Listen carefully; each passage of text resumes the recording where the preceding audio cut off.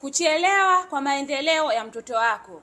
Mtoto anaweza kuchelewa kuongea, kukaa, kutembea na hata hatua zake zote za ukuaji kwa sababu ya shinikizo la kwenye ubongo. Sasa kama mtoto wako ana changamoto yoyote kati ya nilizozitaja, hakikisha unachukua namba zetu kuja kuwasiliana na sisi kwa ajili ya kwenda kumwanzishia matibabu mtoto wako.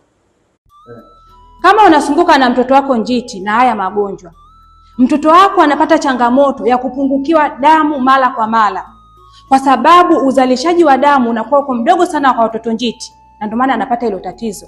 Lakini mtoto wako anapata changamoto ya sikoseli za mara kwa mara, kwa sababu kile kiwango cha bilirubin kinakuwa hakiko sawa. Lakini huyu mtoto amedumaa, ameshafika mwaka mmoja, lakini unakikuta kama vile kina mwezi, akiongezeki uzito, akitaki kula, yani changamoto kama hizo.